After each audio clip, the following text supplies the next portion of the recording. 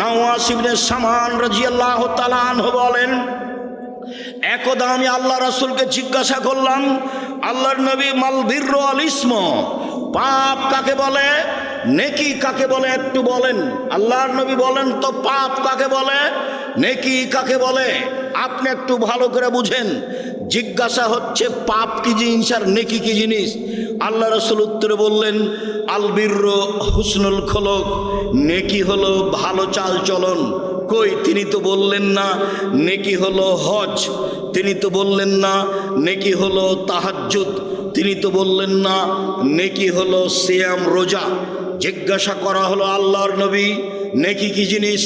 আল্লাহর নবী উত্তরে বললেন, ভালো চাল চলন হলো নেকি। নেকি বলতে ভালো চাল চলনকে বোঝানো হয়। সম্মানিত দিনী ভাই বোন, সদাচরণ এমন একটা জিনিস যা দিয়ে সবচেয়ে দামি জান্নাত পাওয়া যায়। সদাচরণ এমন একটা জিনিস যা দিয়ে সবচেয়ে দামি জান্নাত পাওয়া যায়। এই ছেলে, বসো, একটু ধৈর্যের পরিচয় দাও। গাড়ি অ্যাক্সিডেন্ট হয়েছিল, এই কথাই ঠিক। গাড়ির বাস্তবতা খুবই খারাপ। ড্রাইভার খুব জোরে গাড়ি চালাচ্ছিল, সময়ে পৌঁছবে সেই জন্য। হঠাৎ করে হাইওয়ে রাস্তাতে বাম দিক থেকে একটা লোক হয়তো বা খেয়াল করেনি নাকি, বাম দিক থেকে ডান দিকে গেছে। যেই সময়ে গেছে 2-3 সেকেন্ডের মধ্যে গাড়ি যে তার সাথে ধাক্কা লেগেছে। গাড়ি ধাক্কা লেগে গাড়ির বড় ধরনের ক্ষতি হয়েছে। এই পর্যন্ত আল্লাহ একেবারে নিরাপদে রেখেছেন। ভাগ্যে কি আছে আমার জানা নেই, আল্লাহ ভালো জানে। আল্লাহর লাখো শুকরিয়া আদায় করি, সিজদা করে শুকরিয়া আদায় করি। আমার জন্মভূমিতে আমি আসতে পেরেছি। কালকের যা ঘটনা ছিল তাতে আসার কোনো পরিবেশ ছিল না। আমি তোমার শুকরিয়া আদায় করি। সর্বশক্তিমান তুমি, তোমাকে আমি বিশ্বাস করি। তুমি সর্বশক্তিমান, ইন্নাকা আলা কুল্লি শাইইন কাদির, তুমি সব কিছু করতে পারো, এটা আমি বিশ্বাস করি। আমি আব্দুর রাজ্জাক বিন ইউসুফ, আমার বিদ্যা বুদ্ধি দিয়ে আমি কোনো কাজ করি না, তোমার বিশেষ রহমতে কাজ করি, এটা আমার বিশ্বাস কাজ করে। 2013 সালের 24শে আগস্ট রোজ মঙ্গলবার 11টার সময় জামিয়া সালাফি হাঁটাবো, বীর হাঁটাবো, রূপগঞ্জ, নারায়ণগঞ্জ, ঢাকা। কাঁঠাল গাছের নিচে বলেছিলাম আমার হাতে টাকা নেই, এ কথাও সত্য। এখানে প্রতিষ্ঠান গড়বে, এ কথাও সত্য। গড়বেই গড়বে, কিভাবে গড়বে তা আমি জানি না, নিশ্চিত গড়বে, অবধারিত গড়বে, গড়বেই গড়বে, ইনশাআল্লাহ গড়বে। সেই প্রতিষ্ঠান অবস্থান করে 100 বিঘা জমির উপরে। কাজে আমি খুব বিশ্বাস করি তোমার রহমতে বেঁচে আছি, তোমার কাছে জোরালো দাবি রাখছি, ভুল ত্রুটি দিয়ে যেন জামিয়া সালাফের ক্ষতি না হয়। তুমি আমার একটা কথা শোনো, তুমি জামিয়া সালাফিকে কবুল করো, যা দিয়ে জাতি তোমাকে চিনবে, যা দিয়ে জাতি তোমাকে মানবে। আমার ভুল ত্রুটির কারণে জামিয়া সালাফের ক্ষতি করো না। তুমি আমার একটা কথা শোনো, আমার মনে বড় সাধ, এই দেশের ছেলে মেয়ে জামিয়া সালাফের মাধ্যমে বাংলা, ইংরেজি, আরবি উন্নত মানের শিক্ষা অর্জন করে জাতির বিরুদ্ধে লড়বে, মুখে কলমে মিডিয়ায়। সেভাবে দিন কাটাচ্ছি। জামিয়া সালাফিয়ার সাথে 110টি মাদ্রাসার সম্পর্ক আছে। জামিয়া সালাফের অধীনে এখন 700 মক্তব চলে। কতটি? 700। তেঁতুলিয়া থেকে টেকনাফ পর্যন্ত মক্তব চালার জন্য জামিয়া সালাফের সিদ্ধান্ত নিয়েছে। 2 বছরের মধ্যে 700 মক্তব চলে। 16 থেকে 20,000 পত্রিকা ছাপে। আল ইতেসাম অনলাইন, আল ইতেসাম টিভি আছে, পত্রিকা আছে, কিশলয় পত্রিকা আছে, সালাফে মাজাল্লা পত্রিকা, আরবি পত্রিকা আছে, মাকতাবাতুস সালাফ আছে। কত দিনের খিদমতের ব্যবস্থা আছে জামিয়া সালাফে। এতিম অসহায়দের লালন পালনের ব্যবস্থা আছে। এই জন্য আল্লাহকে বলছি আমার ভুল ত্রুটির জন্য জামিয়া সালাফিয়ার জন্য ক্ষতি না হয়। আর আমি জেনে শুনে সজ্ঞানে কোনো ভুল ত্রুটি করতে রাজি নই। যদি করে ফেলি তুমি আমাকে মাফ করো। আমি একজন সাধারণ মানুষ, তোমার দরবারে ক্ষমা ভিক্ষে চাই। তুমি বড় ক্ষমাশীল, তুমি বড় দয়াশীল। আমি বড় অপরাধী, আমি বড় গুনাহগার। তোমার দরবারে ক্ষমা ভিক্ষে চাই, তোমার দরবারে তাকওয়া সম্মান ভিক্ষে চাই। তুমি কবুল করো, তুমি কবুল করলে কেউ ঠেকাতে পারে না। আল্লাহুম্মা লা মানিয়া লিমা আতাইতা ওয়ালা মুতিয়া লিমা মানাতা। তুমি যা দিবে তা কেউ ঠেকাতে পারে না, তুমি যা দিবে না কেউ তা দিতে পারে না। এইভাবেই তোমাকে বিশ্বাস করি। তোমার নবী মুহাম্মদ সাল্লাল্লাহু আলাইহি সাল্লাম যেভাবে বলেছেন। সম্মানিত দিনী ভাই বোন, সদাচরণে সবচেয়ে দামি জান্নাত পাওয়া যায়। আবু মুসা আশআরী রাদিয়াল্লাহু তাআলা আনহু বলেন, একদা আল্লাহর নবী বললেন, ইন্না ফিল জান্নাতি লা গোরাব, জান্নাতে কতগুলি ঘর রয়েছে, এত উন্নত মানের ঘর যার বাহির থেকে ভিতর দেখা যায়, ভিতর থেকে বাহির দেখা যায়, খালি টপ টপ টপ টপ করছে, ঝকঝক ঝকঝক করছে, খুব উন্নত মানের পদার্থ দিয়ে তৈরি। সাহাবীগণ বলছেন, আল্লাহর নবী, লেমান হাজেহি, এত দামি ঘর কে পাবে? আল্লাহ রাসূল বললেন, লেমান আলানাল কালামা, যার চাল চলন ভালো, যার স্বভাব ভালো, সেই এই জান্নাত পাবে। হাদিস বুখারী মুসলিম। কি দিয়ে আপনাকে আমি বুঝাই সম্মানিত দিনী ভাই বোন, সদাচরণ যার, সবচেয়ে দামি জান্নাত তার। আরও আপনাকে বলি, ভালো চাল চলন দিয়ে জান্নাতুল ফেরদাউস পাওয়া যায়। দুনিয়াতে এমন কোনো আমল নেই যে আমল দিয়ে সরাসরি জান্নাতুল ফেরদাউস পাওয়া যাবে। 8টি জান্নাতের 8টি দরজার সবচেয়ে দামি জান্নাত, সবচেয়ে দামি দরজা হচ্ছে জান্নাতুল ফেরদাউসের। রাসূল সাল্লাল্লাহু আলাইহি ওয়াসাল্লাম একথা বলছেন, পৃথিবীর মানুষ শুনে রেখো, আনা যাইবুন বিবাইতিন লেমান তারাকাল মেরাহা ওয়াইন কানা মুহিক্কান। কেউ যদি তর্ক ছেড়ে দেয় সত্য হলেও, এই টিস্যুটা দিয়ে তো, কেউ যদি তর্ক ছেড়ে দেয় সত্য হলেও, হ্যাঁ আব্দুর রাজ্জাক সাহেব এটা বলেছেন, আরে না এটা বলেছেন, আরে না এটা বলেছেন, তখন যদি আপনি বলতে পারেন, আসসালামু আলাইকুম, আমি গেলাম, আমি আপনার সাথে তর্ক করতে রাজি নই। মুহাম্মদ সাল্লাল্লাহু আলাইহি সাল্লাম বলেন, যে ব্যক্তি সত্য হলেও তর্ক ছেড়ে দিবে, আমি মুহাম্মদ সাল্লাল্লাহু আলাইহি সাল্লাম তাকে একটা জান্নাতে ঘর নিয়ে দিব। তিনি বলেন, পৃথিবীর মানুষ শুনে রেখো, অবে বাইতিন রাবাজিল জান্নাহ লেমান তারাকাল কিযবা ওয়াইন কানা মাজেহা। মজাক করে হলেও যদি কেউ মিথ্যে না বলে, মজাক করে হলেও যদি কেউ মিথ্যে না বলে, আমি মুহাম্মদ সাল্লাল্লাহু আলাইহি সাল্লাম তাকে জান্নাতে একটা ঘর নিয়ে দিব।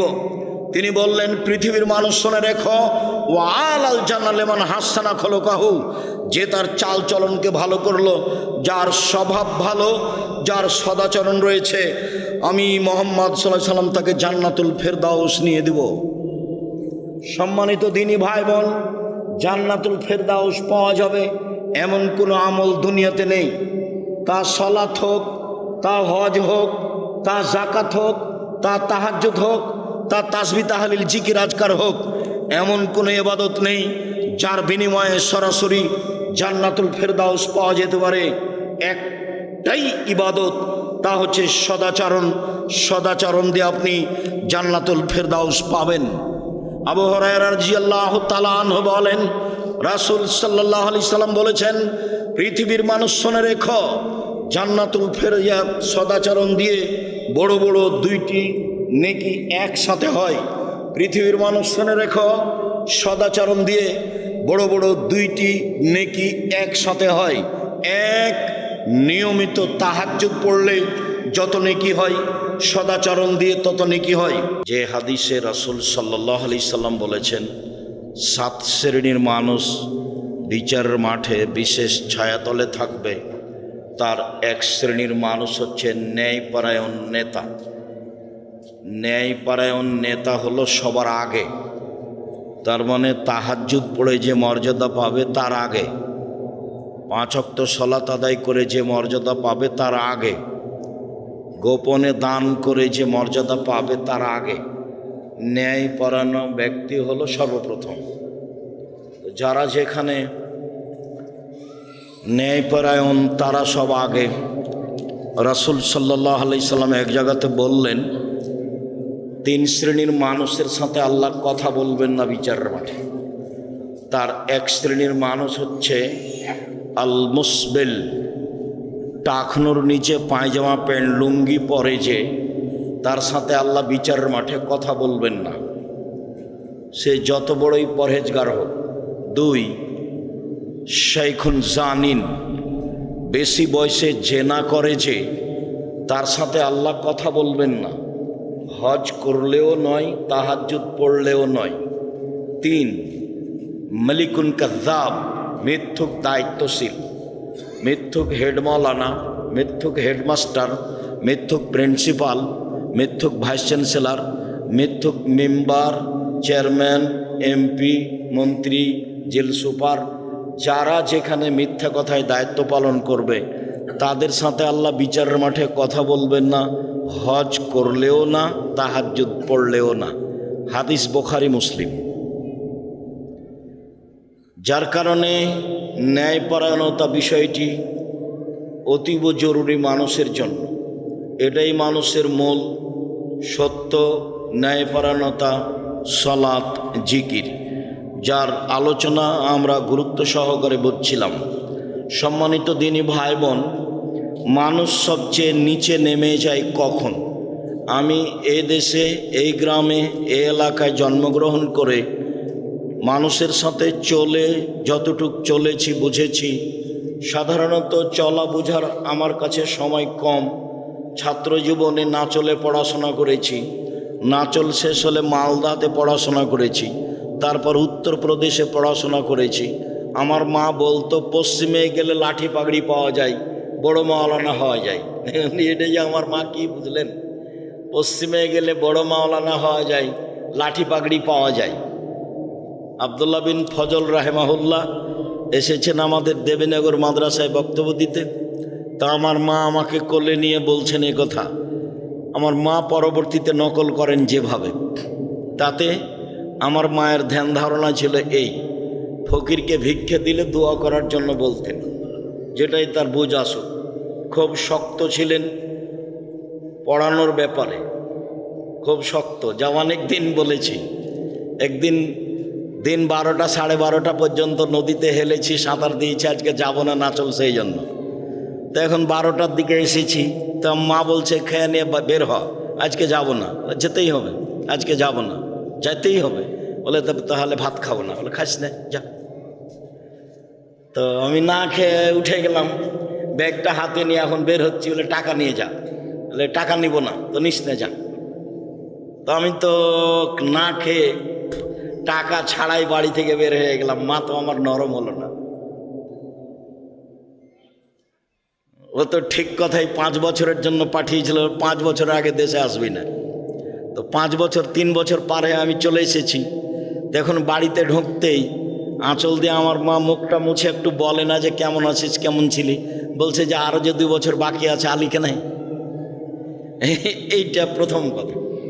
আর দ্বিতীয় কথা, মাওলানা রেজাউল্লাহর জামাই সাইদুর রহমান কেন তো ডাক ছিল তো শুনাই। এটা হলো আমার মায়ের দ্বিতীয় কথা। যে আমি যে কিভাবে আসলাম সে বিষয়ে আমার মা কিছু বললেন না, বললেন যে আরো 2 বছর বাকি আছে, আলিগে নাই। সম্মানিত দিনী ভাই বোন, আমি জন্মভূমি হিসেবে আচরণ চালচলন খুব ভালো বুঝি, অন্যান্য জেলার বুঝি, পৃথিবীর বিভিন্ন দেশেরও পাড়ায় মোটামুটি অবগত। দেশ বিদেশের পৃথিবীর বিভিন্ন দেশে ঘুরে আমি কিছুটা আঁচ করি চালচলন, দেশেরও করি, জন্মভূমিরও করি চালচলন।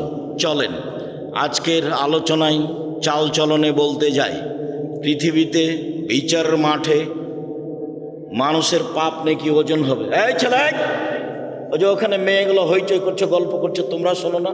যাও দেখো, যারা দায়িত্ব পালন করছে দেখো, ওর গল্প শুনতে এসেছি আমরা। তুমি মহিলা মানুষ একটু শরম করো না কেন? কথা বলো কেন? আর একজন যদি তোমার গায়ের উপরে, মাথার উপরে চড়ে চলে যায়, তুমি মুখ খুলবা না? যাকো, দেবীনগরে দিয়াড়ে বাস করে এবারে মানুষ অমানুষ হয়ে গেছো, পশু প্রাণী হয়ে গেছো। তুমি বেটি ছেলে মানুষ, মুখ খোলো কেন? মুখখান বন্ধ রাখো। তোমার জন্য এসেছি। জাতির যদি রাস্তাঘাট করে দিতে না পারি, জাতির যদি স্কুল কলেজ করে দিতে না পারি, জাতিকে চূড়ান্ত সঠিক ধর্ম দিতে পারবো ইনশাল্লাহ। ধর্মের ব্যাপারে জাতিকে ফাঁকি দিয়ে পরকাল হারাতে রাজি নয়। এই জিম্মেদারি নিনি। 90 সাল থেকে বলে আসছি একই কথা, কোনো দিন কোনো ভাষা পরিবর্তন করা লাগেনি, এই ভাবি আছে।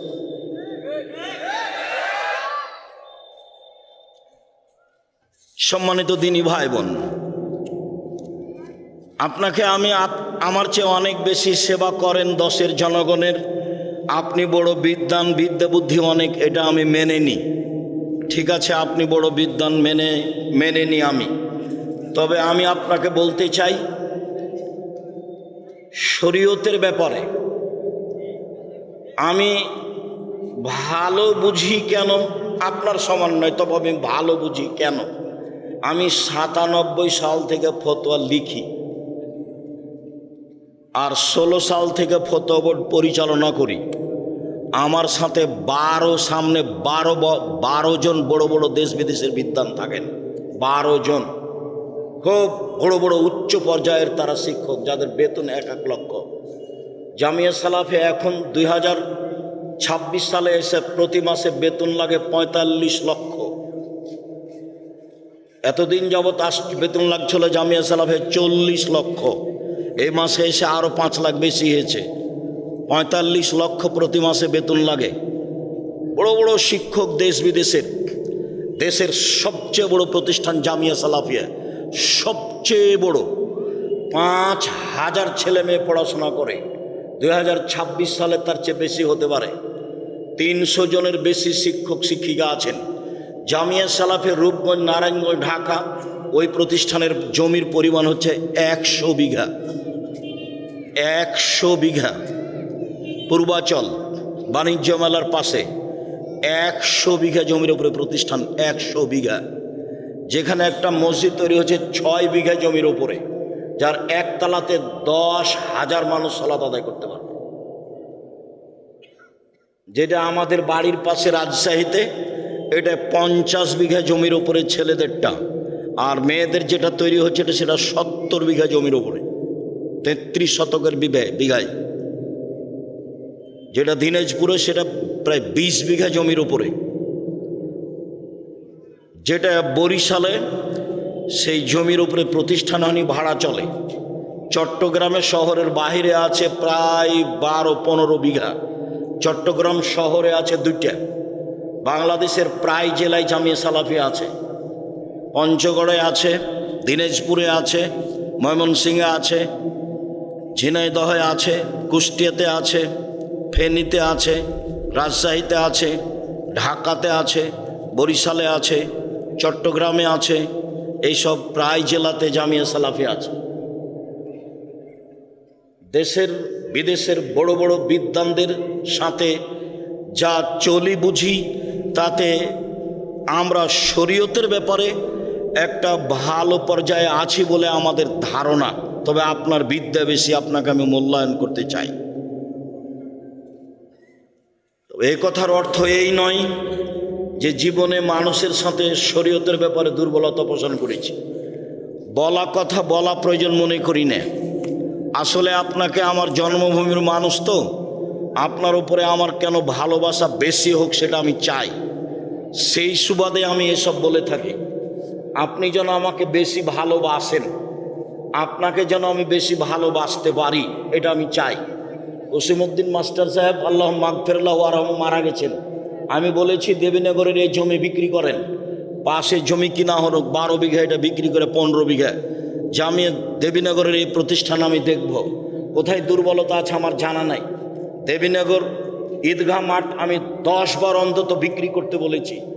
এই টাকা দিয়ে অন্য জায়গাতে বড় জায়গা করা হোক, যেটা বাকি টাকা লাগবে সেটা দেখা যাবে। জনগণ যা পারবে, আমিও সাথে আছি, চেষ্টা করব ইনশাআল্লাহ।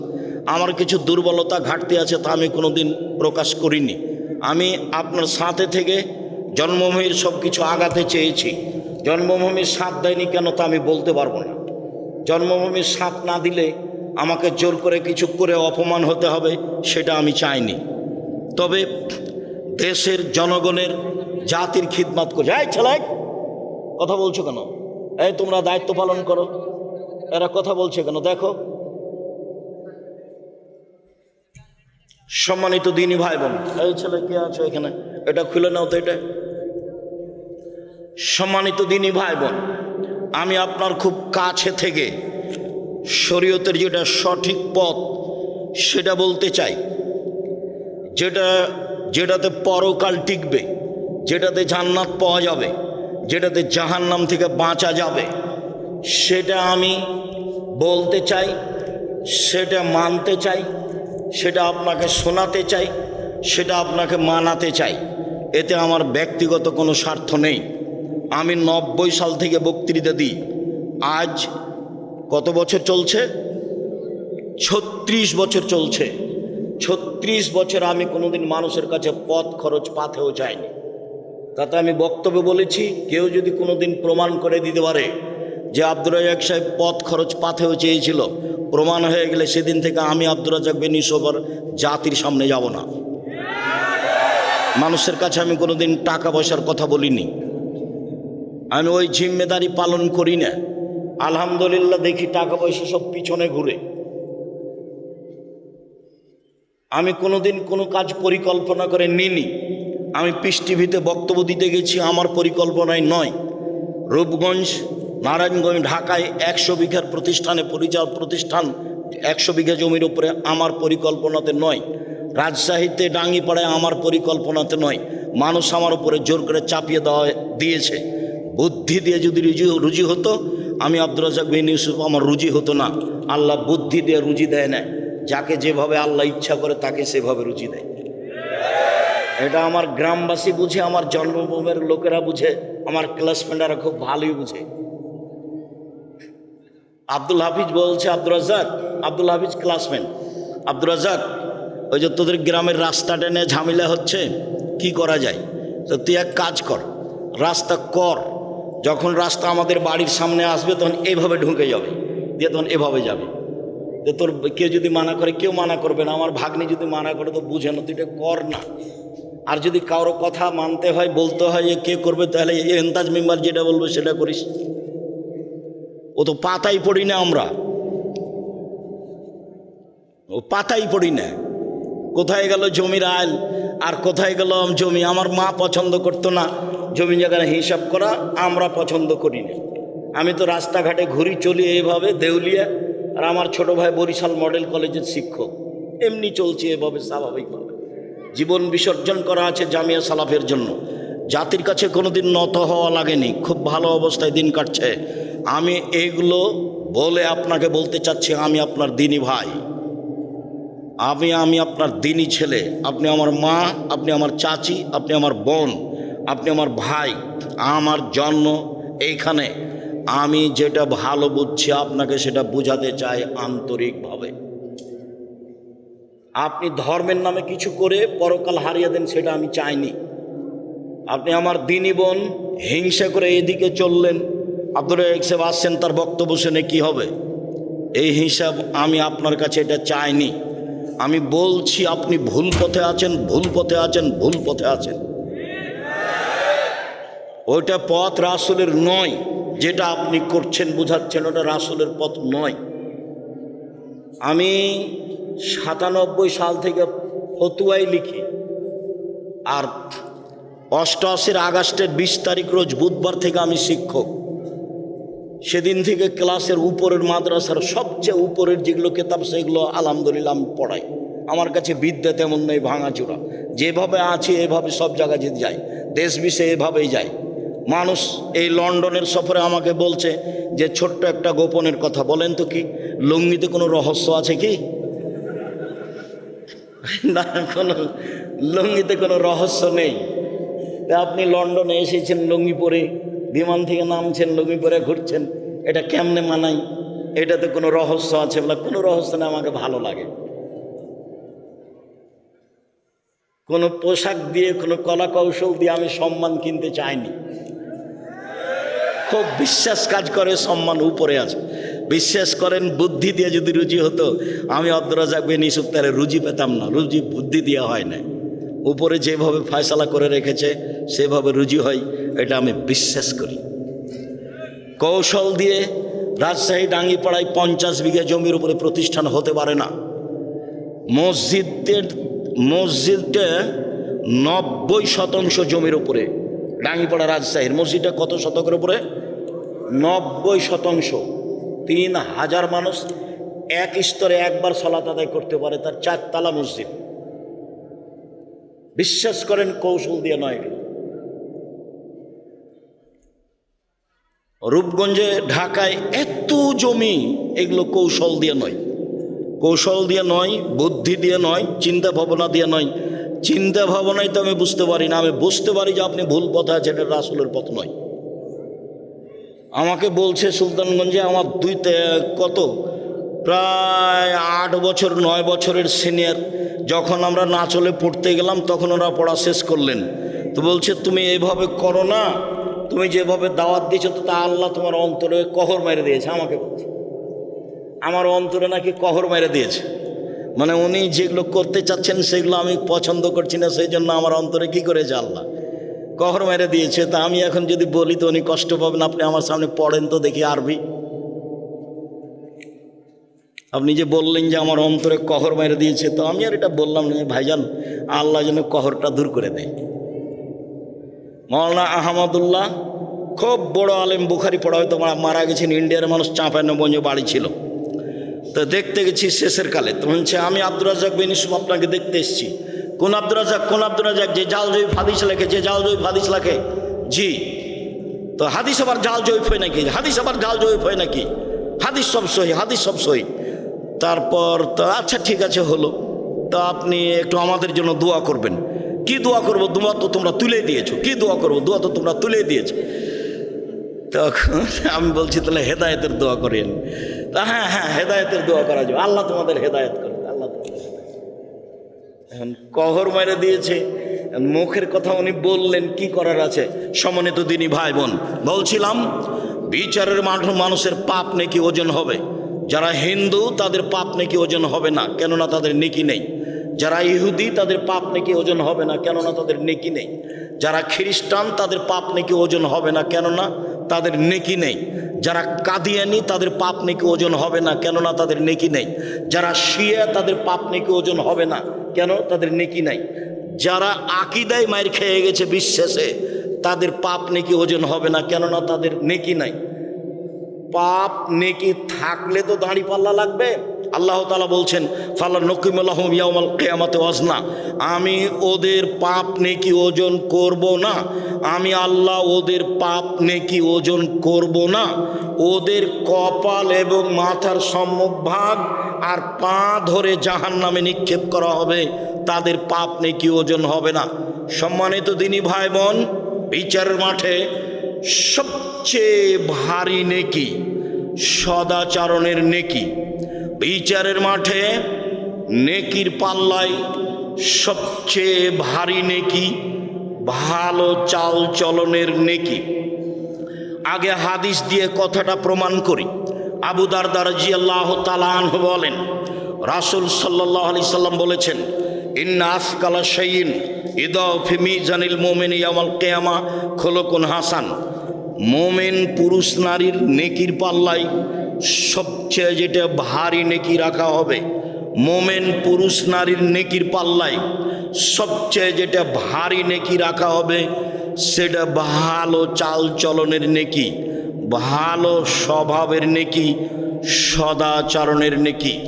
শুনুন, ইবাদতের জগতে সবচেয়ে ব্যতিক্রম ইবাদত হলো সলাত, নামাজ।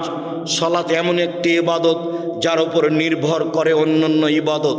সলাত এমন একটি ইবাদত যার উপর নির্ভর করে অন্যান্য ইবাদত। পৃথিবীতে ব্যতিক্রম ইবাদত হচ্ছে সলাত। অজু করে সলাত আদায় করতে হয়, পানি নেই, তায়াম্মুম করে করতে হবে।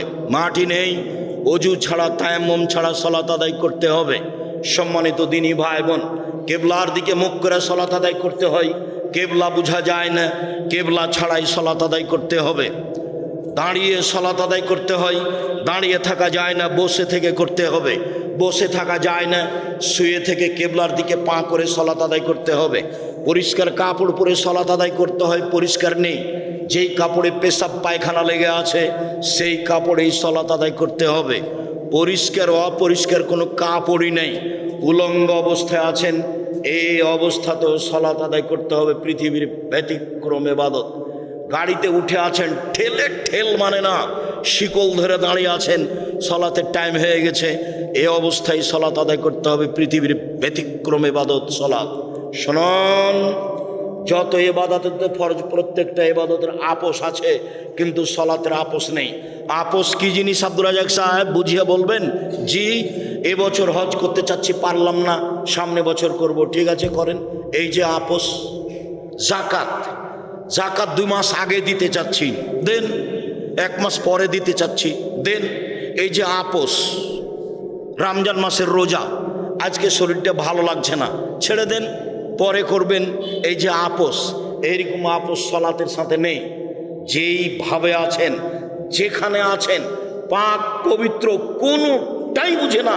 পৃথিবীর ব্যতিক্রম বিরল ইবাদত হলো সালাত, যা কোনোদিন মানুষের সাথে আপোস করেনি। উলঙ্গ অবস্থাতে ইবাদত করতে হবে, তার নাম সালাত। বলছিলাম পৃথিবীর ব্যতিক্রম সালাত, ইবাদত সালাত। এই সালাতের নেকি যত ভারী, ভালো চাল চলনের নেকি তার চেয়ে 1,00,000 গুণ বেশি ভারী। এই কথা আমি বলিনি, যারা মাদ্রাসা লাইনে পড়ে তারা বুঝে। ইন্না আসকালা শাইইন ইসিম তাফজিল, মানে সবচেয়ে বেশি ভারী। দুনিয়াতে আর একটা নেকি আছে, তাতে বেশি, পাল্লাতে নেকি বেশি হয়, তা হচ্ছে সুবহানাল্লাহি ওয়া বিহামদিহি সুবহানাল্লাহিল আযীম, যার সংখ্যা নেই, যে যা পারে।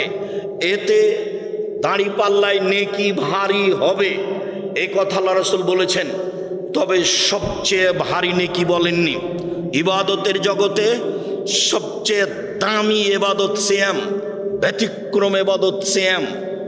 বৃহস্পতিবার, সোমবার মানুষের সিয়াম থাকা উচিত। এই 2 দিনে মানুষের পাপ নাকি আল্লাহর কাছে পেশ করা হয়। ইবাদতের জগতে সবচেয়ে দামি ইবাদত হলো সিয়াম। রোজা, সিয়ামের নেকি যত ভারী, সদাচরণের নেকি তার চেয়ে 1000 গুণ বেশি ভারী। শুনুন, হজ করলে, কবুল হলে লোকটা হয়ে যায় সেই দিনের মতো যেদিন তার মা তাকে জন্ম দিয়েছে। হজ করলে, কবুল হলে লোকটা হয়ে যায় সেই দিনের মতো যেদিন তার মা তাকে জন্ম দিয়েছে, নিষ্পাপ হয়ে যায়। এই হজের নেকি যত ভারী, সদাচরণের নেকি তার চেয়ে 1,00,000 গুণ বেশি ভারী। কি দিয়ে বুঝায় আপনাকে সদাচরণ কাকে বলে? সদাচরণ ভালো কথা, ভালো কর্ম। ভালো কথা, ভালো কর্মের নাম হলো সদাচরণ। একটু বাস্তব দেখাই। আমি এই অটোতে এখানে উঠে বসে আছি, আপনি গাড়িতে উঠতেই লোকটা টান দিয়েছে, তখন আপনি আমার মুখের উপরে এসে পড়ে গেছেন। ও বুঝতে পারেনি, আপনি আমার মুখের উপরে এসে পড়ে গেছেন। তখন আমি বলছি বসেন, বসেন, কোনো সমস্যা নেই, বসেন, বসেন। আর আরেকটা লোক অটোতে বসে আছে, আপনি গিয়ে অটোতে উঠেছেন, উঠতে বসতে না বসতে লোকটা টান দিয়েছে, তেমনি আপনি তার মুখের উপরে পড়ে গেছেন। তখন বসে থাকা লোকটা বলছে চোখ নাই কপালে, কপালে চোখ নাই, হিসাব করে বুঝতে পারেন না, হিসাব করে উঠতে পারেন না। আগেরটাও আচরণ, পরেরটা আচরণ, বলেন তো কোনটা ভালো আচরণ? তাহলে বুঝি সবাই ভালো আচরণ কাকে বলে। মানুষের বদনাম করে, ক্ষমতা দেখে গীবত করে ভালো আচরণ টিকে না। জোর করে জমি দখল করে সারা জীবনটা আমি আইল মাপতে দেখেছি। ধান বপন করা হয়েছে মেপে, কাটার সময়তে মাপা, কত গন্ডগোল। আবার যখন আইল দিচ্ছে, ফাঁড়ি দিচ্ছে ধানের, তখন ওই ফাঁড়ি দেওয়ার সময়তে যে একবারে মাঝামাঝিতে যে থোপটা পড়েছে ওটা নিজের দিকে করে নিয়েছে। আচ্ছা, মাঝামাঝিতে যে থোপটা পড়েছিল নিজের দিকে করে নিয়েছেন, সেটা তো আপনার নয়, সেটা কি হবে? তখনই কি আপনার ভিতরে সদাচরণ আছে? জি না, সদাচরণ নেই। সদাচরণ কাকে বলে? সদাচরণ কি জিনিস? সম্মানিত দিনী ভাই বোন, যারা যেখানে আছেন, কাজকর্ম বন্ধ করে, দোকানপাট বন্ধ করে, ক্রয় বিক্রয় বন্ধ করে গুরুত্বপূর্ণ আলোচনা শোনার জন্য আন্তরিকভাবে অনুরোধ জানাচ্ছি। যারা বাড়িতে বসে আছেন তারা অন্যায় অপরাধ করেছেন। আর যাদের ভিতরটা একটু দুর্বলতা, কেমন কেমন লাগে, হিংসা হিংসা ভাব, ওই হিংসা করে কোনো লাভ নাই, সরিষা সমপরিমাণ লাভ নাই। আমার জীবনে 2টা ত্যাগ। এই ছেলে শুনে রাখো, আমার জীবন 2টা ত্যাগ। জীবন বাজি রেখে চেষ্টা চালাচ্ছি। আমি মানুষের জীবনে কোনোদিন বদনাম করব না, যা হবে হবে। ও যদি আমাকে ধুয়ে ছেড়ে দেয়, আমি তার ব্যাপারে কোনো কথা বলবো না, এটা আমার ত্যাগ। দ্বিতীয় ত্যাগ হচ্ছে আমি প্রতিশোধ নিব না, আমি প্রতিশোধ নিতে চাই না। মোবাইলে রিং হচ্ছে, আমি অন করেছি, অন করে গালি দেওয়া শুরু করছে। অনেক সময় মা থেকে শুরু করে, অনেক সময় বোন থেকে শুরু করে, অনেক সময় দেশের ভাষা দিয়ে শুরু করে। দিতে দিতে যখন থেমে যাই, তখন আমি আবার রিং দিয়ে বলি ভাইজান কোনো গালি বাকি ছিল মনে হয়, মোবাইলে মনে হয় টাকা শেষ হয়ে গেছে, যদি আরও কিছু থাকে গালি দিয়ে নেন। অথচ গালি আমার মা দিয়ে শুরু করেছে, আমি তার উত্তর দেওয়া প্রয়োজন মনে করিনি। ধুয়ে ছেড়ে দিলাম, আপনার নামটা আমি মুখে নেব না, যা হবে হবে। জীবনে কোনোদিন প্রতিশোধ নেব না। সিলেট সোনাম ফেন্সিগঞ্জের ওসি আমাকে বলছে, আব্দুর রাজ্জাক সাহেব সিগনেচার করেন না, মামলা আমি চালাবো, আপনার গাড়ি ভেঙে দেবে, গাড়িতে আঘাত করবে, মানে আমি ওসি, আমি আপনার মামলা চালাবো। আমি বলছি, ওসি সাহেব, আমি মানুষের বিরুদ্ধে মামলা করি না, আমি মামলা করব না। আমি যদি মামলা করি তাহলে আমার মামলা ছোট হয়ে যাবে মানুষের। ও বিচার করতে পারে না? ওও তো বিচার করতে পারে, ও করুক।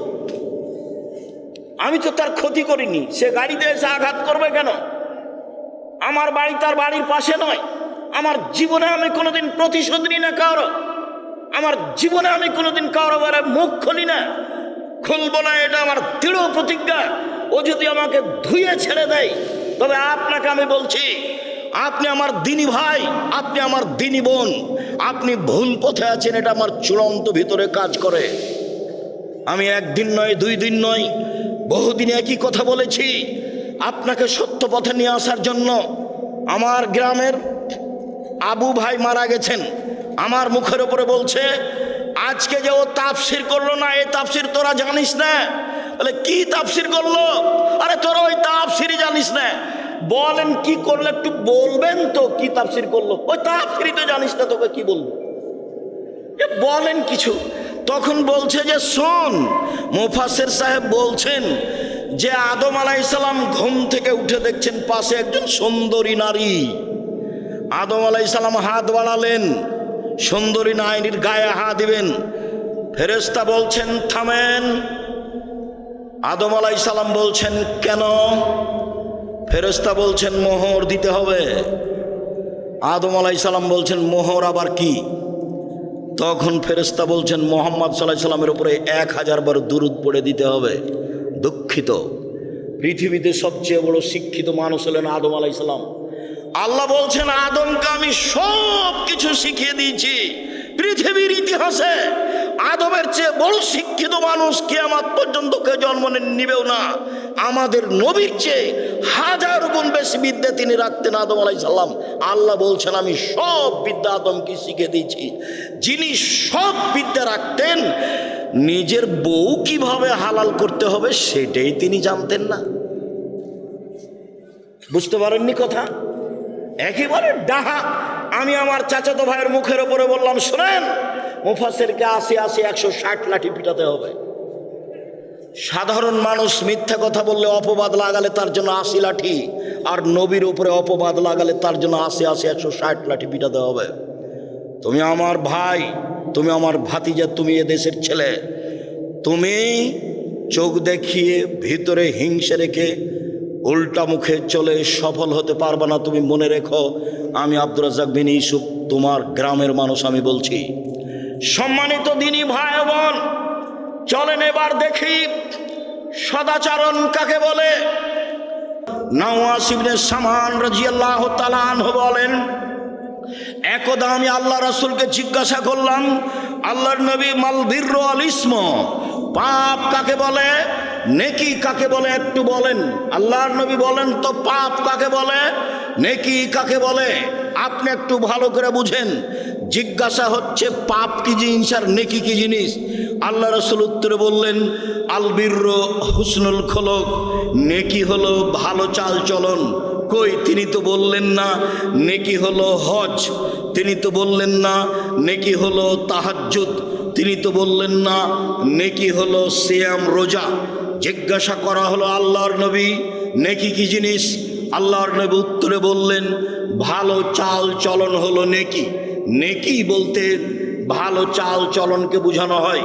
সম্মানিত দিনী ভাই বোন, সদাচরণ এমন একটা জিনিস যা দিয়ে সবচেয়ে দামি জান্নাত পাওয়া যায়। সদাচরণ এমন একটা জিনিস যা দিয়ে সবচেয়ে দামি জান্নাত পাওয়া যায়। এই ছেলে, বসো, একটু ধৈর্যের পরিচয় দাও। গাড়ি অ্যাক্সিডেন্ট হয়েছিল, এই কথাই ঠিক। গাড়ির বাস্তবতা খুবই খারাপ। ড্রাইভার খুব জোরে গাড়ি চালাচ্ছিল, সময়ে পৌঁছবে সেই জন্য। হঠাৎ করে হাইওয়ে রাস্তাতে বাম দিক থেকে একটা লোক হয়তো বা খেয়াল করেনি নাকি বাম দিক থেকে ডান দিকে গেছে। যেই সময়ে গেছে 2-3 সেকেন্ডের মধ্যে গাড়ি যে তার সাথে ধাক্কা লেগেছে। গাড়ি ধাক্কা লেগে গাড়ির বড় ধরনের ক্ষতি হয়েছে। এই পর্যন্ত আল্লাহ একেবারে নিরাপদে রেখেছেন। ভাগ্যে কি আছে আমার জানা নেই, আল্লাহ ভালো জানে। আল্লাহর লাখো শুকরিয়া আদায় করি, সিজদা করে শুকরিয়া আদায় করি। আমার জন্মভূমিতে আমি আসতে পেরেছি। কালকের যা ঘটনা ছিল তাতে আসার কোনো পরিবেশ ছিল না। আমি তোমার শুকরিয়া আদায় করি। সর্বশক্তিমান তুমি, তোমাকে আমি বিশ্বাস করি। তুমি সর্বশক্তিমান, ইন্নাকা আলা কুল্লি শাইইন কাদির, তুমি সব কিছু করতে পারো, এটা আমি বিশ্বাস করি। আমি আব্দুর রাজ্জাক বিন ইউসুফ, আমার বিদ্যা বুদ্ধি দিয়ে আমি কোনো কাজ করি না, তোমার বিশেষ রহমতে কাজ করি, এটা আমার বিশ্বাস কাজ করে। 2013 সালের 24শে আগস্ট রোজ মঙ্গলবার 11টার সময় জামিয়া সালাফি হাঁটাবো, বীর হাঁটাবো, রূপগঞ্জ, নারায়ণগঞ্জ, ঢাকা। কাঁঠাল গাছের নিচে বলেছিলাম আমার হাতে টাকা নেই, এ কথাও সত্য। এখানে প্রতিষ্ঠান গড়বে, এ কথাও সত্য। গড়বেই গড়বে, কিভাবে গড়বে তা আমি জানি না, নিশ্চিত গড়বে, অবধারিত গড়বে, গড়বেই গড়বে, ইনশাআল্লাহ গড়বে। সেই প্রতিষ্ঠান অবস্থান করে 100 বিঘা জমির উপরে।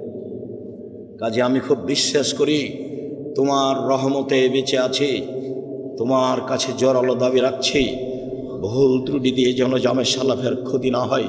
তুমি আমার একটা কথা শোনো, তুমি জামিয়া সালাফিকে কবুল করো, যা দিয়ে জাতি তোমাকে চিনবে, যা দিয়ে জাতি তোমাকে মানবে।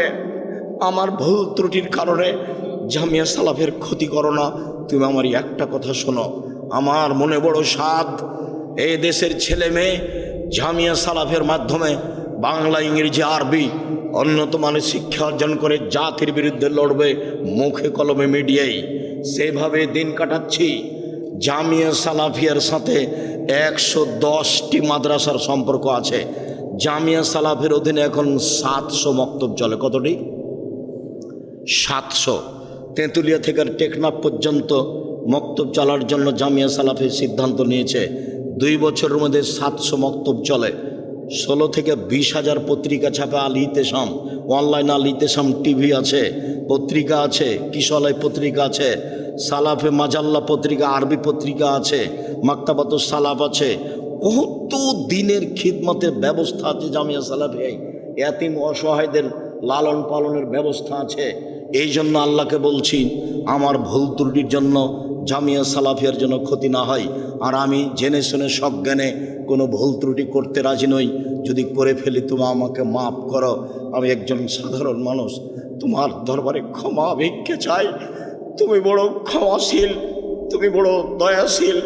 আমি বড় অপরাধী, আমি বড় গুনাহগার। তোমার দরবারে ক্ষমা ভিক্ষে চাই, তোমার দরবারে তাকওয়া সম্মান ভিক্ষে চাই। তুমি কবুল করো, তুমি কবুল করলে কেউ ঠেকাতে পারে না। আল্লাহুম্মা লা মানিয়া লিমা আতাইতা ওয়ালা মুতিয়া লিমা মানাতা।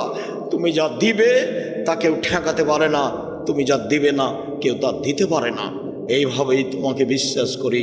তোমার নবী মুহাম্মদ সাল্লাল্লাহু আলাইহি ওয়াসাল্লাম যেভাবে বলেছেন, সম্মানিত দিনী ভাই বোন, সদাচরণে সবচেয়ে দামি জান্নাত পাওয়া যায়। আবু মুসা আশআরী রাদিয়াল্লাহু তাআলা আনহু বলেন, একদা আল্লাহর নবী বললেন, ইন্না ফিল জান্নাতি লা গুরাব, জান্নাতে কতগুলি ঘর রয়েছে, এত উন্নত মানের ঘর যার বাহির থেকে ভিতর দেখা যায়, ভিতর থেকে বাহির দেখা যায়, খালি টপ টপ টপ টপ করছে, ঝকঝক ঝকঝক করছে, খুব উন্নত মানের পদার্থ দিয়ে তৈরি। সাহাবীগণ বলছেন, আল্লাহর নবী, লেমান হাজেহি, এত দামি ঘর কে পাবে? আল্লাহ রাসূল বললেন, লেমান আলানাল কালামা, যার চাল চলন ভালো, যার স্বভাব ভালো, সেই এই জান্নাত পাবে। হাদিস বুখারী মুসলিম। কি দিয়ে আপনাকে আমি বুঝাই সম্মানিত দিনী ভাই বোন, সদাচরণ যার, সবচেয়ে দামি জান্নাত তার। আরও আপনাকে বলি, ভালো চাল চলন দিয়ে জান্নাতুল ফেরদাউস পাওয়া যায়। দুনিয়াতে এমন কোনো আমল নেই যে আমল দিয়ে সরাসরি জান্নাতুল ফেরদাউস পাওয়া যাবে। 8টি জান্নাতের 8টি দরজার সবচেয়ে দামি জান্নাত, সবচেয়ে দামি দরজা হচ্ছে জান্নাতুল ফেরদাউসের। রাসূল সাল্লাল্লাহু আলাইহি ওয়াসাল্লাম একথা বলছেন, পৃথিবীর মানুষ শুনে রেখো, আনা যাইবুন বিবাইতিন লেমান তারাকাল মেরাহা ওয়াইন কানা মহিক্কান। কেউ যদি তর্ক ছেড়ে দেয় সত্য হলেও, এই টিস্যুটা দিয়ে তো, কেউ যদি তর্ক ছেড়ে দেয় সত্য হলেও, হ্যাঁ আব্দুর রাজ্জাক সাহেব এটা বলেছেন, আরে না এটা বলেছেন, আরে না এটা বলেছেন, তখন যদি আপনি বলতে পারেন আসসালামু আলাইকুম আমি গেলাম, আমি আপনার সাথে তর্ক করতে রাজি নই। মুহাম্মদ সাল্লাল্লাহু আলাইহি সাল্লাম বলেন, যে ব্যক্তি সত্য হলেও তর্ক ছেড়ে দিবে, আমি মুহাম্মদ সাল্লাল্লাহু আলাইহি সাল্লাম তাকে একটা জান্নাতে ঘর নিয়ে দিব। তিনি বলেন, পৃথিবীর মানুষ শুনে রেখো, অবে বাইতিন রাবাজিল জান্নাহ লেমান তারাকাল কিযবা ওয়াইন কানা মাজেহা। মজাক করে হলেও যদি কেউ মিথ্যে না বলে, মজাক করে হলেও যদি কেউ মিথ্যে না বলে, আমি মুহাম্মদ সাল্লাল্লাহু আলাইহি সাল্লাম তাকে জান্নাতে একটা ঘর নিয়ে দিব। তিনি বললেন, পৃথিবীর মানুষ শুনে রেখো, ওয়াল আল জান্নাহ লিমান হাসানা খলকাহু। যে তার চাল চলনকে ভালো করলো, যার স্বভাব ভালো, যার সদাচরণ রয়েছে, আমি মুহাম্মদ সাল্লাল্লাহু আলাইহি সাল্লাম তাকে জান্নাতুল ফেরদাউস নিয়ে দিব। সম্মানিত দিনী ভাই বোন, জান্নাতুল ফেরদাউস পাওয়া যাবে এমন কোনো আমল দুনিয়াতে নেই। তা সালাত হোক, তা হজ হোক, তা যাকাত হোক, তা তাহাজ্জুদ হোক, তা তাসবিহ তাহলিল জিকির আজকার হোক, এমন কোনো ইবাদত নেই যার বিনিময়ে সরাসরি জান্নাতুল ফেরদাউস পাওয়া যেতে পারে। একটাই ইবাদত, তা হচ্ছে সদাচরণ। সদাচরণ দিয়ে আপনি জান্নাতুল ফেরদাউস পাবেন। আবু হুরায়রা রাদিয়াল্লাহু তাআলা আনহু বলেন, রাসূল সাল্লাল্লাহু আলাইহি সাল্লাম বলেছেন, পৃথিবীর মানুষ শুনে রেখো, জান্নাতুল ফেরদাউস সদাচরণ দিয়ে বড় বড় 2টি নেকি একসাথে হয়। পৃথিবীর মানুষ শুনে রেখো, সদাচরণ দিয়ে বড় বড় 2টি নেকি একসাথে হয়। এক, নিয়মিত তাহাজ্জুদ পড়লে যত নেকি হয়, সদাচরণ দিয়ে তত নেকি হয়। 2, নিয়মিত নফল সিয়াম রোজা থেকে যত নেকি হয়, সদাচরণ দিয়ে তত নেকি হয়। প্রত্যেক দিন নিয়মিত রাতে তাহাজ্জুদ পড়েন, এই তাহাজ্জুদ দিয়ে যত নেকি, ভালো চাল চলনে তত নেকি।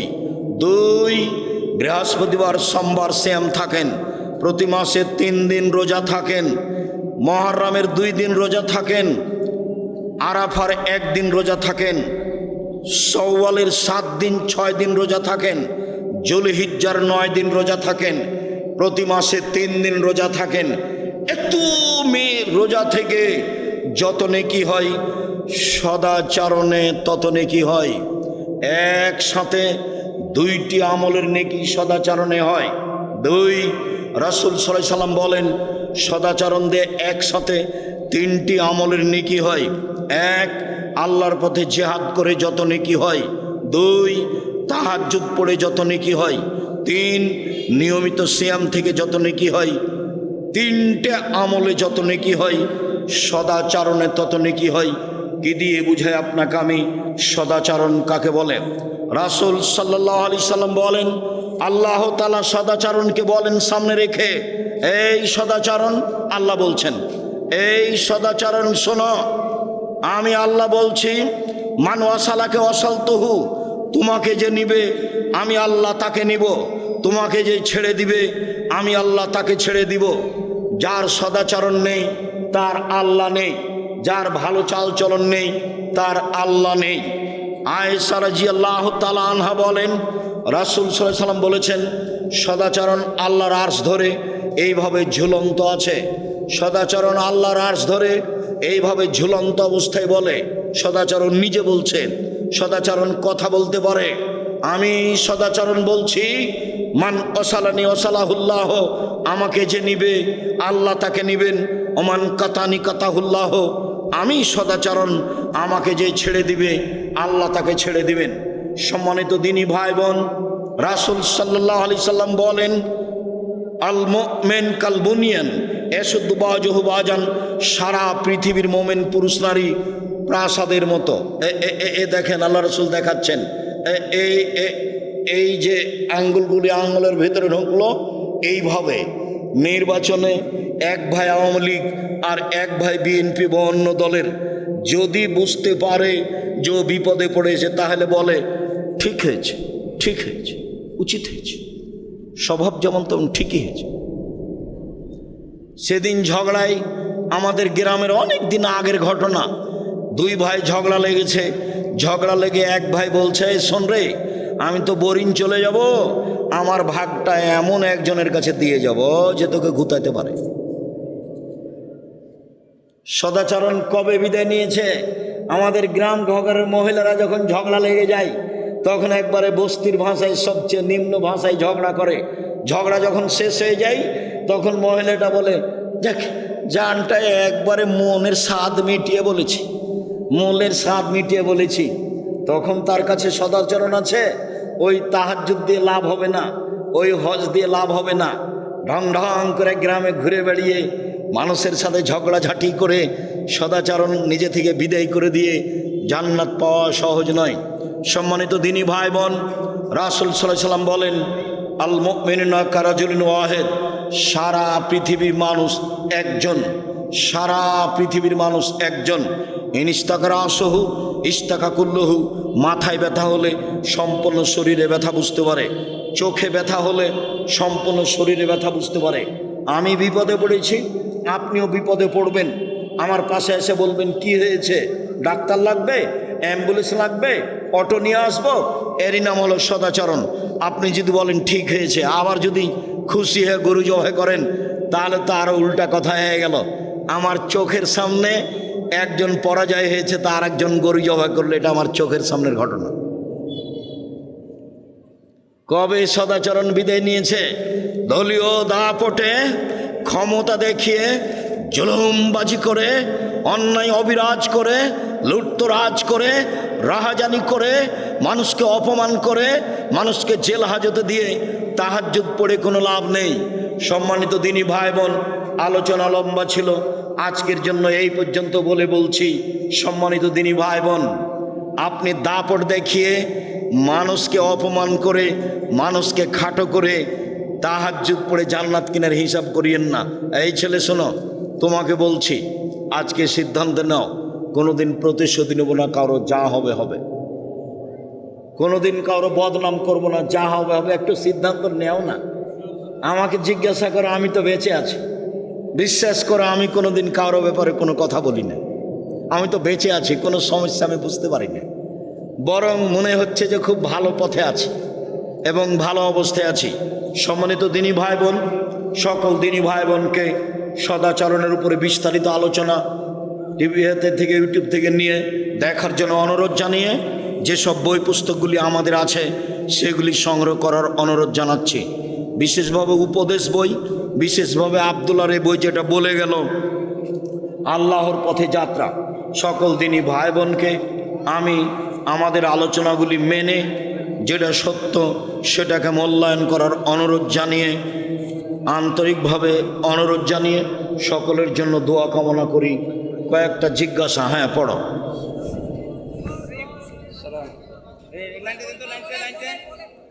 হ্যালো, কয়েকটা জিজ্ঞাসা। দেবীনগর নিয়ে আপনাদের চিন্তা ভাবনা কেমন এবং আপনারা কি প্রতি বছর দেবীনগরে আসবেন? দেবীনগর জন্মভূমি, দেবীনগরকে ভালোবাসি। কে উল্টা চলে এ বিবেচনা আমি আব্দুর রাজ্জাক বিন ইউসুফ করতে রাজি নই। কে বিরুদ্ধে আছে, কে হিংসা করে, এই পাতা আমি ছিঁড়ে দিয়েছি, এটা পাতা আমি পড়ি না। আপনারা যোগাযোগ রাখলে সময়ের গতিতে আমি আসবো ইনশাআল্লাহ। নাতিকে ভাই বলা যাবে কি? নাতিকে, নাতনিকে বুবু, দাদি, ভাই বলাতে কোনো সমস্যা নেই। কেউ যদি বলে থাকে সমস্যা তাহলে ভুল হয়েছে। আমি নাতিকে ভাই বলি, এর অর্থ ওটা আমার নিজ ভাই নয়, ওটা আমার নাতি। জমিজা আমাকে যদি জিজ্ঞাসা করে আপনার সহজ আপনার ভাই কয়টা, তা আমি কি আমার নাতির নাম বলবো? তার মানে আমি ওকে নিজ ভাই বলে স্বীকৃতি দিনি, এটা স্নেহ, চলবে, কোনো সমস্যা নেই। বেতুল সালাত তাহাজ্জুদের সময় পড়বে নাকি এশার সময়? বেতের সালাত তাহাজ্জুদের সময় পড়বে না এশার সময়। যারা রাতে তাহাজ্জুদ পড়তে ইচ্ছুক তারা বেতের তাহাজ্জুদের পরে পড়বে, এটাই চেষ্টা করবে। আর যদি মনটা এলোমেলো থাকে, উঠবো কি উঠবো না, ঠিক নাই, উঠবো কি উঠবো না, তাহলে এশার সালাতের পরে বেতের পড়ে নেবে। 1 রেখাত 3 রেখাত পড়তে পারে, 1 রেখাত 3 রেখাত পড়তে পারে। জি, খেলাধুলা আয়োজন করার মাধ্যমে কি সমাজ উন্নত হতে পারে ও মাদক নির্মূল হতে পারে? কুল্লুল্লাহ বিনিয়াল হবে বাতিল ফাওয়া বাতিল, প্রত্যেক খেলায় বাতিল। মাত্র 3টে শরীর চর্চার জন্য, যেখানে কোনো প্রতিবাদ প্রতিশোধ এবং জুয়া থাকবে না, টাকার হারজিত থাকবে না, সেই শরীর চর্চা জায়েজ। বাকি যত খেলা আছে সব বাতিল। দিবসকে লক্ষ্য করে যত খেলা হয় সব বাতিল, এগুলো জায়েজ নয়। দিবস মানা যেমন শিরক, এইসব খেলায় অংশগ্রহণ করা তেমন গুনার কাজ। জাযাকুমুল্লাহ খাইর। ক্রিকেট খেলায় আর্থিক সহযোগিতাকারী ও সাপোর্টকারীদের ব্যাপারে জানতে চাই। ক্রিকেট খেলাও জায়েজ নয়। শরীর চর্চার জন্য চাই যখন টাকার হারজিত নেই, আর যখন টাকার হারজিত আছে তখন এটা হারাম, তখন এটা জুয়া। 4 শ্রেণীর মানুষ জান্নাতে যাবে না, তার 1 শ্রেণীর মানুষ যারা জুয়াতে অংশগ্রহণ করে, যারা জুয়াতে সাহায্য করে, যার জান্নাতে যাবে না। টাকার হারজিতে যা খেলা হয়, যেটা খেলা হয় সেটাই জুয়া। সাবধান। ফুটবল ক্রিকেট আন্তর্জাতিক খেলা যখন হয় তখন সেটা একবারে কি ওটাকে বলেন, প্রজেক্টর লাগিয়ে দেখা তো বহু দূরের কথা, আর গল্প যেখানে চলে সেখানে বসে দেখা হারাম। বহুদিন থেকে বলছি। 3 শ্রেণীর মানুষ পাপী, বড় পাপী। তার 1 শ্রেণীর মানুষ কেউ যদি কাউকে বলে, কেউ যদি কাউকে বলে আসো জুয়া খেলি, খেলেনি, খালি বলেছে আসো খেলি, তাহলে তাকে কাফারা দিতে হবে। 10 জন ফকিরকে 100 কেজি করে চাউল দিতে হবে। খেলেনি, খালি বলেছে আসো খেলি, খালি বলেছে, এই জন্য 10 জন ফকিরকে 100 কেজি করে চাউল দিতে হবে, তার নাম জুয়া। সাবধান। আমার জন্মভূমি এটা, তোমরা ছেলেরা খুব সতর্ক থাকো। খারাপটা খারাপই, মোবাইলের ভালোটা নিও না। মোবাইল বাদ দিয়ে ভালো করে পড়াশোনা করো, খুব শক্তভাবে পড়াশোনা করো। আমি তো রাত 2টায় ঘুমাবো, 9টার সময় বাবুর্চি দরজা বন্ধ করে শুয়ে গেল, তখন আমি ভাবছি ওরে সুবহানাল্লাহ, 9টায় ঘুমিয়ে যাওয়া যে কত সুবিধা, কত যে স্বাদ। এখনও রাত 2টায়, রাত 2টা না বাজলে আমি ঘুমাবো না। এটা খুব ত্যাগ ছিল ছাত্র জীবনে। রাত 2টা বাজবে তখন ঘুমাবো। চেষ্টা চালাতে কম করিনি, আমাদের মেধা দুর্বল তো, সেই জন্য ছেঁচড়া মেচড়া করে আছি। চলো। আমি একজন স্কুল পড়ুয়া শিক্ষার্থী। আমার জাতীয় সঙ্গীত না গাইলে আমাদের বাধ্যতা করে। আমি জানি জাতীয় সঙ্গীত গাওয়া শিরিক, এখন আমার করণীয় কি? জাতীয় সঙ্গীত শিরক। ঠাকুর বাঙালিদের শত্রু, ঠাকুর মুসলমানের শত্রু, ঠাকুর জাতির শত্রু, ঠাকুর ঢাকা বিশ্ববিদ্যালয়ের শত্রু। ঠাকুর ভারত বাংলাদেশ পাকিস্তানের মুসলমান যখন ইংরেজদের হাতে নির্যাতিত, তখন ঠাকুর লন্ডনে মুছ পাকায়। সেই ঠাকুরের গান শিরকি গান আমার ছেলে মেয়ে বলবে, এটা অসম্ভব হতে পারে না। আমার দেহের স্বাস্থ্যকালীন আমি ঠাকুরের গান মানব না, মানিনি, ছেলে মেয়েকে বলতে দিনি, দিব না, দেখি কতদিন ঠিক থাকতে পারি। এটা হতে পারে না। ঠাকুর বলে ও কালিমা তোমার আকাশ, ও কালিমা তোমার বাতাস।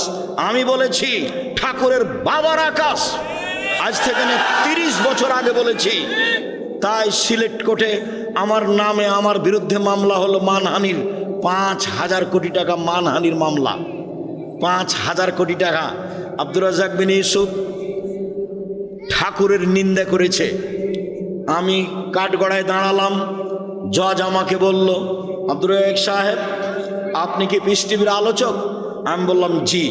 জজ আমাকে বললেন আপনার মামলা খারিজ করে দিলাম।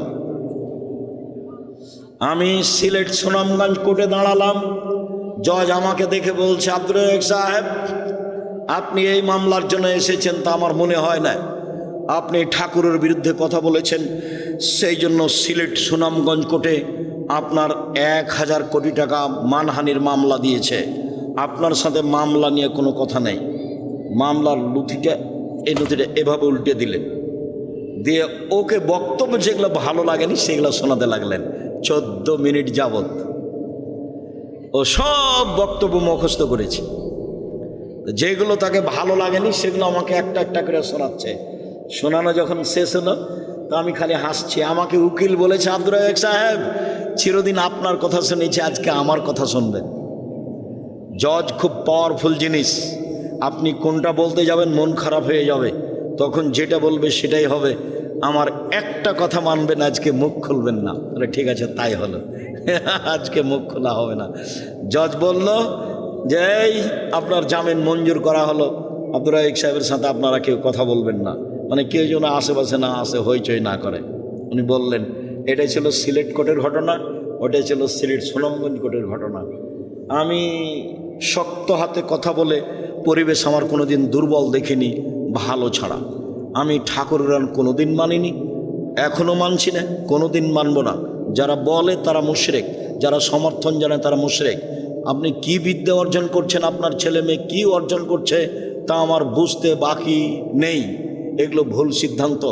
আপনারা স্বামী স্ত্রী খুব প্রশংসা করলেন, আমার ছেলের মেধা ভালো, গোল্ডেন পেয়েছে, আমার ছেলে এই পেয়েছে। ম্যাট্রিক পরীক্ষার সময় 3 জন মাস্টার ছিল। তারপর বিশ্ববিদ্যালয়ে ভর্তি হওয়ার জন্য সাবজেক্ট প্রতি একটা করে দিয়েছেন প্রাইভেট মাস্টার। বিশ্ববিদ্যালয়ে ভর্তি হয়েছে, বুয়েটে রুয়েটে ভর্তি হয়েছে, বিদেশ থেকে বড় ডাক্তার হয়ে এসেছে। এরপরে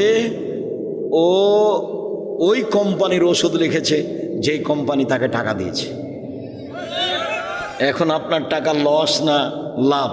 আমি বাংলাদেশের বিদেশের যে কোনো জায়গাতে যে বলছি, চাঁপাইনবাবগঞ্জের ভাষাতে আপনাদের স্বামী স্ত্রী এবং ছেলের অবস্থা আমও গেল, ছালাও গেল, কাঁদতে কাঁদতে 2 চোখও গেল। বলেছে এটা চাঁপাইনবাবগঞ্জের ভাষা আপনাদের শোনালাম। আর যদি চাঁপাইনবাবগঞ্জের ভাষা বুঝতে না পারেন তাহলে আপনার ছেলে 3টে পরীক্ষা দিলেই হতো, 5টা পরীক্ষা দিল কেন?